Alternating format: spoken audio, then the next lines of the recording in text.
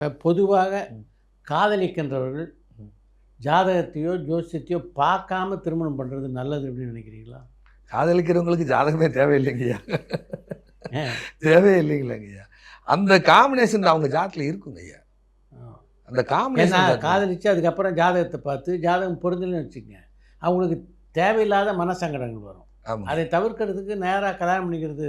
வேறட்டா கல்யாணம் பண்ணிக்கிறது தான் பெஸ்ட்டுங்கய்யா. ஆ. நான் ஜோடரை அணுகி குழப்பிக்காதீங்கன்னு தான் சொல்கிறேன். ம். அவங்களுடைய அந்த கிரகம் அவங்கள வந்து ஈர்ப்பு கொள்ள வைக்கிறது. ம். அந்த ஈர்ப்பு அவங்களுடைய லைஃப் ரெண்டாவது, அது நல்லா இருக்கா நல்லா இல்லையான்னு இல்லை, அவங்க வாழ்கிறத யாரும் தடுக்க முடியாதுங்க. ம். அவங்க வாழ்கிறத யாரும் தடுக்க முடியாது. அந்த கிரகம் கரெக்டாக லிங்க் ஆயிரும். ம். ஐயோ ஒரு திருவண்ணாமலை பிரயாணம் நாங்கள் ஒரு இடம் பஸ்ஸில் ட்ராவல் பண்ணுறோம். ம்.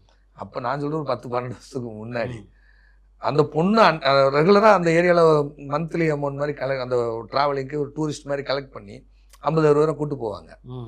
அப்போ பஸ்ஸில் அந்த ஒரு பொண்ணு அன்னைக்கு தான் அந்த பொண்ணு வருது. ம். இந்த பையன் புதுக்கோட்டையிலேருந்து அவங்க உறவினர் வீட்டுக்கு வந்த பையன் திருவண்ணாமலைக்கு வர்றான். ம். அந்த ஒரு ட்ராவலில் காதலாகி எஸ்கேப் ஆயிடுறாங்க ஐயா. ஆ. திருவண்ணாமலையில் காலையில் இறங்கினவங்க அந்த பொண்ணையும் காணும் பையனையும் காணும். ஆ. கடைசிக்கு ஒரு வாரம் கழிச்சு கல்யாணம் பண்ணிட்டு வர்றாங்க. ம். இந்த பொண்ணு யாருன்னு அந்த பையனுக்கு தெரியாது, அந்த பையன் யார் அந்த பொண்ணுக்கும் தெரியாது. அந்த இரவு நேர பிரயாணம், ஆப்போசிட் சீட்டு இந்த பக்கம் சீட்டு. மறுநாள் பஸ்ஸை எடுக்க முடியாமல் ஆளை காணோன்னு தேடினா கடைசிக்கு 2 பேரும் சுவிட்ச் ஆஃப் ஃபோனு. சரி, அந்த 2 ஃபேமிலி இங்கே போய் கம்ப்ளைண்ட் பண்ணுங்கன்னு சொல்லிட்டு மற்றவங்க வண்டி எடுத்து வந்தாங்க. அதுக்கப்புறம் அடுத்த முறை அவங்களை சந்திக்கும் பொழுது கேட்டால் இந்த பொண்ணு இந்த பையனை கூப்பிட்டு போயிடுச்சு, கல்யாணம் பண்ணிடுச்சு. இவங்க பொண்ணு இந்த வீட்டு பையனான்னு. கம்யூனிட்டி வேற, கலாச்சாரம் வேற, ஊர் வேற. இது கோயம்புத்தூர், அவங்க புதுக்கோட்டை.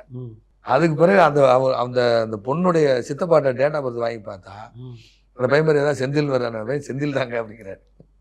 செந்தில்ங்கிற பையன். இந்த பொண்ணு பேர் கார்த்திகா. எப்படி பாருங்க ஐயா. இந்த பொண்ணு ஜாதத்துலேயும் செவ்வாய் சுக்குறேன், அவர் ஜாதத்துலேயும் செவ்வாய் சுக்குறேன்.